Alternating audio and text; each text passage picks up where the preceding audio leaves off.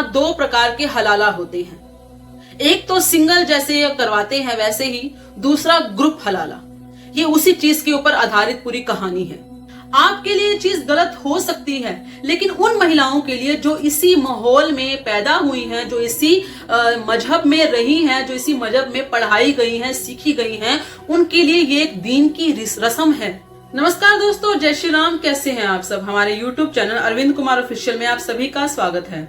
क्या आपने कभी सोचा है कि हम हिंदू लड़कियां जो होती हैं वो अपने घरों में कितने नखरे करती हैं? खाने को लेकर, पहनने को लेकर, कहीं जाने को लेकर, घूमने को लेकर, किसी कार को लेकर, मतलब कोई भी चीज हो सकती है। कोई भी चीज, अपने मेकअप को, किसी भी चीज को खरीदने में हो, चाहे कुछ भी चीज हो, लेकिन हम अपने नखरे अपने पिता को, अपनी माता को बड़े दिखाते हैं, क्योंकि वहां पर हम राजकुमारी होती हैं, वहां पर हमें प्रिंसेस माना जाता है और वो हमारे नखरे सहते भी हैं। इवन दैट हमारी मैरिज के बाद हमारे पति भी हमारे नखरे सहते हैं, वो भी हमारी हर खुशी को पूरा करने की कोशिश करते हैं। वहीं दूसरी तरफ एक ऐसी कम्युनिटी है जहां पर लड़कियों के नखरे तो बहुत दूर की बात है, उनके साथ अगर सही ढंग से एक लड़की समझकर व्यवहार भी कर लिया जाए तो बहुत बड़ी बात हो जाएगी। एक ऐसी लड़की की कहानी मैं आपको बताने जा रही हूं जिसने अपनी लाइफ के अंदर इतना दुख दर्द सहा है, इतना दुख दर्द सहन किया है, जिसे बताने में भी शब्द नहीं मिल पा रहे हैं। ऐसा लग रहा है जैसे रूह ही कांप जाएगी। आपने कभी सोचा है कि जो इस कम्युनिटी के लोग हैं, ये कभी भी, इनकी जो महिलाएं हैं, वो आगे आकर कभी अपोज क्यों नहीं करती हैं किसी भी रीति रिवाज के खिलाफ? आकर कभी भी ये नहीं कहती कि हमारे मजहब के अंदर ये प्रॉब्लम है, हमारे मजहब के अंदर ये प्रॉब्लम है, हमारे मजहब के अंदर हमारे साथ व्यवहार अच्छा नहीं होता, वगैरह वगैरह, कुछ ऐसी बातें या कुछ नखरे ये आकर क्यों नहीं दिखाती? कभी ये क्यों नहीं कहती कि हमारे मजहब में ये रीति रिवाज सही है या गलत है, या उसके बारे में कोई भी आवाज क्यों नहीं उठाती? इसका एक मेजर कारण है, और वो कारण है ये कि जब से ये पैदा होती हैं, मैं उन लड़कों की बात नहीं कर रही क्योंकि उन्होंने तो अपनी किताब के अनुसार हर चीज कार्य करना है, वो अपने उसी अकॉर्डिंग ही चल रहे हैं। मैं उन महिलाओं की बात कर रही हूं जिनके बारे में उन्हीं की किताब कहती है कि उनके अंदर रूह तक नहीं होती है, उन्हें इंसान तक नहीं समझा जाता है। खैर, इसका जो मेजर कारण है वो यही है कि इन्हें बचपन से ही यही सिखाया जाता है कि तुम पैरों की जूती हो, तुम्हारे अंदर रूह नहीं है, तुम किसी भी तरह से इंसान नहीं हो, तुम्हें वही करना है जो तुम्हें बताया जाता है, तुम्हें वही सहना है जो तुमसे करवाया जाता है, तुम इसके खिलाफ नहीं बोल सकती क्योंकि ये उसका हुक्म नहीं है। उसका मतलब आप समझ गए होंगे मैं किसकी बात कर रही हूं।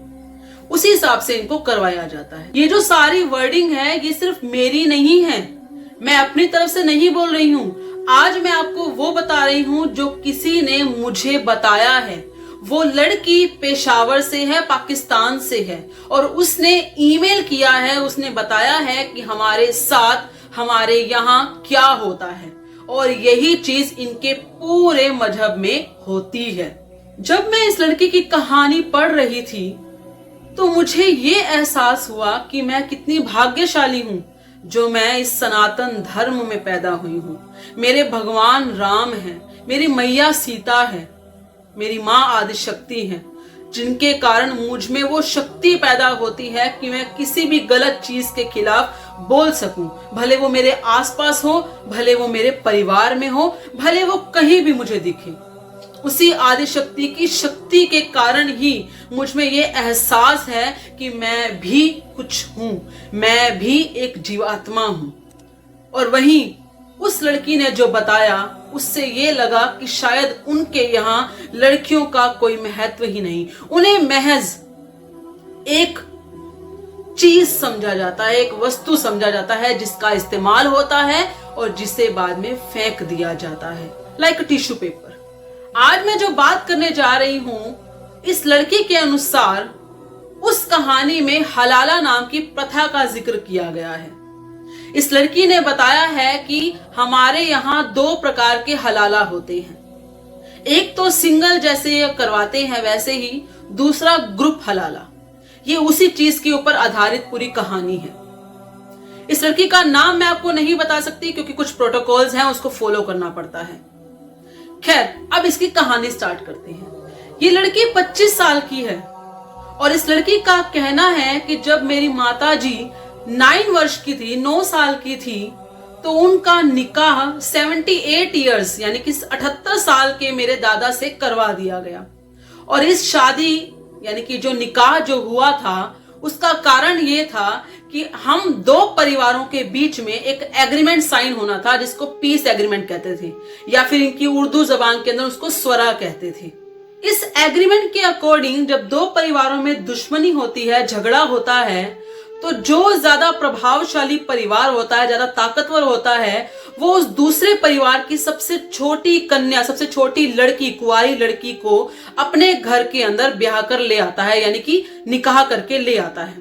और इसी एग्रीमेंट के अकॉर्डिंग इस लड़की की माता जी का जो निकाह है वो दूसरे यानी कि इसके दादाजी के परिवार के अंदर कर दिया गया, जो कि इसके दादाजी के साथ ही कर दिया गया। अब क्योंकि इसके दादा की उम्र सिर्फ 78 इयर्स की थी और वो जल्दी ही मरने वाले थे या उनकी मृत्यु होने वाली थी, क्योंकि अगर इनकी एज इतने बुढ़ापे तक पहुंच चुकी है तो ऑब्वियस है उसकी मृत्यु जल्दी हो जाएगी। 5-6 साल जितने भी साल लगे, उसके बाद जब उनकी मृत्यु हो गई तो उस महिला का निकाह उस दादा के सबसे बड़े बेटे के साथ करवा दिया गया। अब जब इस महिला का निकाह उस बड़े बेटे यानी कि उस बड़े पापा के साथ, मैं यहाँ पर इस बड़े बेटे को बड़े पापा मान के चलती हूँ उस लड़की का, तो उस बड़े पापा के साथ हुआ, तो उस व्यक्ति ने जब तक इसकी माँ को यूज करना था, जब तक इसका साथ शारीरिक संबंध बनाने थे तब तक बनाए। और जब उसे लगा कि अब ये औरत, अब ये महिला पुरानी हो चुकी है, मैं इसको यूज कर चुका हूं, तो उसके बाद इस महिला का ग्रुप हलाला करवाया जाता है। ग्रुप हलाला का मतलब ये है कि घर के जितने भी आदमी लोग होते हैं, करीब करीब के जितने भी आदमी लोग होते हैं, वो 20 हो, 25 हो, 15 हो, जितने भी होते हैं, उन सबके साथ इस महिला का यूज किया जाता है। आप समझ ही गए होंगे कि किस तरीके की मैं बात करना चाह रही हूं। उस तरीके से इस महिला को यूज किया जाता है। और साथ ही साथ इस महिला का 12 साल तक यौन शोषण किया गया। 12 साल तक इस महिला के साथ ये ग्रुप हलाला जैसी हरकत की गई। उसके बाद इस महिला का निकाह उसी परिवार का जो छोटा बेटा था, यानी कि इस लड़की के जो पिता बने, उसके साथ करवा दिया गया। लेकिन उसके बाद भी ये जो शोषण था, ये जो सेक्सुअल हैरेसमेंट थी, ये लगातार चलती रही और भी कई सालों तक चलती रही। लेकिन अब इसी बीच में एक लड़की पैदा होती है, जो कि यही लड़की है जो हमें कहानी बता रही है। ये लड़की पैदा होती है और इसके पिता को, जिसके बायोलॉजिकल पिता हैं, उनको लगता है कि शायद ये मेरी बेटी नहीं है, ये यानी कि किसी और की बेटी है। तो इस सोच के चक्कर में, इस कंफ्यूजन के अंदर वो अपनी ही बेटी के साथ वो सारे संबंध बनाने शुरू कर देते हैं जो इस लड़की की मां के साथ संबंध बनाते थे, वही इस लड़की के साथ संबंध बनाने शुरू कर देते हैं। यानी कि आप इसको ये समझ सकते हैं कि उस लड़की का भी यौन शोषण होना शुरू हो जाता है। अब इस लड़की का ये कहना है कि बीच में कभी कभी मेरे पिता को ये एहसास भी हुआ कि शायद मैं गलत कर रहा हूं, और जब उनको ये एहसास हुआ, उन्होंने इस लड़की के साथ वो चीजें नहीं की, तो इस लड़की को लगा कि शायद मेरे पिता के मन में कुछ रहम आ गया है मेरे लिए और शायद वो चीज छोड़ देंगे। लेकिन यहां ये गलत थी। इसके पिता ने अपनी ही बेटी को अपने ही परिवार में बांटना शुरू कर दिया, जिसकी वजह से इस लड़की की आत्मा सिसक सिसक कर रोती रही। ये सब इस लड़की ने अपनी कहानी में बताया है। ये हर दिन मरती थी। ये कहती थी कि मेरे रूह जो है वो हर दिन कपकपाती थी, हर दिन वो मरती थी। अब ये लड़की कहती है कि आप इस चीज को गलत मत समझिए, आपके लिए ये चीज गलत हो सकती है, लेकिन उन महिलाओं के लिए जो इसी माहौल में पैदा हुई हैं, जो इसी मजहब में रही हैं, जो इसी मजहब में पढ़ाई गई हैं, सीखी गई हैं, उनके लिए ये एक दीन की रस्म है। यहाँ पर इसे गलत नहीं समझा जाता। जो लड़कियां लव जिहाद में फंसती हैं, जो लड़कियां हिंदू धर्म से इस धर्म में पहुंच जाती हैं, उन्हें लगता है कि उनका अब्दुल अलग है और वो इसी संप्रदाय को, इसी धर्म को अपना लेती हैं, उनके साथ जो भी होता है वो इसी दीनी रस्म के अनुसार होता है। उन्हें लगता है कि उनके पति ने उनके देवर के साथ उसे बांट दिया या उसके जीजे के साथ बांट दिया या वगैरह वगैरह किसी और के साथ उसके साथ हलाला करवाया, तो ये हलाला एक रस्म है। हमारे यहाँ ग्रुप हलाला किया जाता है और यहाँ पर इसे गलत नहीं समझा जाता।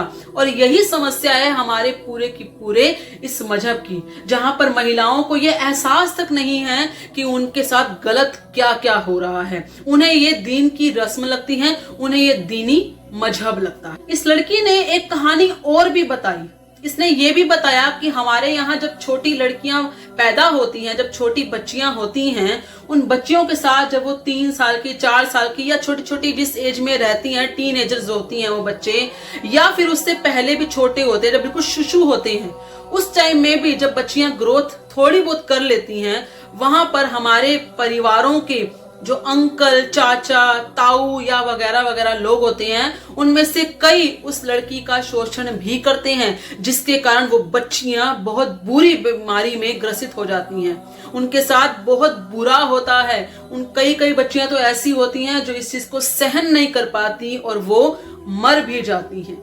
मतलब इस चीज की जो भूख है ना, वो इतनी ज्यादा हद तक बढ़ चुकी है कि उसको एक रस्म भी बना दिया गया है और उस रस्म के अनुसार छोटी बच्चियों के साथ जो शोषण होता है उसे भी ये सही ठहराते हैं, उसे भी इन्होंने दीन की तालीम, दीन की रस्म बना दिया गया है। ये लड़की कहती है कि मैंने इस चीज को छोड़ दिया है और मैं कोशिश करती हूँ कि मैं एक्स मुस्लिम बन जाऊं।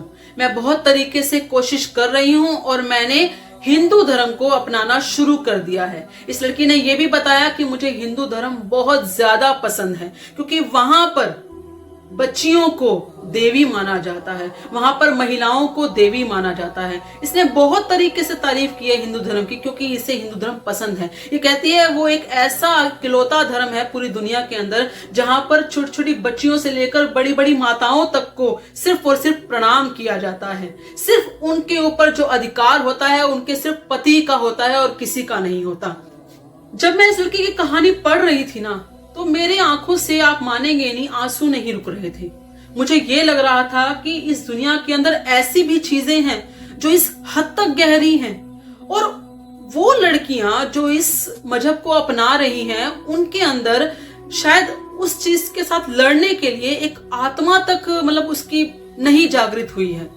उनकी आत्मा तक को मार दिया जाता है। ये कहानी सबक है उन लड़कियों के लिए भी जो हिंदू धर्म से उस मजहब को अपनाने के लिए निकल जाती हैं और इसकी तारीफ तक नहीं रोकती हैं क्योंकि उन्हें अभी तक इस सच्ची कहानी का पता नहीं है, उन्हें इसकी गहराई तक का पता नहीं है, या फिर बाद में पता लगता है तब तक वो उस चीज में रम जाती हैं, उसमें घुल जाती हैं। लेकिन आप ये तो सोचिए, वो लड़कियां जो लव जिहाद में फंस जाती हैं और उसके बाद उस धर्म परिवर्तन में फंस जाती हैं, वो सोचिए उस लड़की की आत्मा कैसे मारी जाती होगी, कैसे उस लड़की को तिल तिल करके उसकी रूह को, उसकी आत्मा को मारा जाता होगा। ये तो वही हो गया जैसे हलाल करना जिसे कहते हैं ना, धीरे धीरे काटते हैं हर चीज को, ये वही हलाल ही तो है जिसे ये हलाला का नाम दे रहे हैं। मैं तो उसे धीरे धीरे आत्मा को काटना कहूंगी। खैर, आप सबका इस बारे में क्या कहना है, कृपया करके अपने विचार कमेंट में जरूर बताइएगा। इस वीडियो को लाइक और शेयर जरूर कीजिएगा। धन्यवाद। जय श्री राम।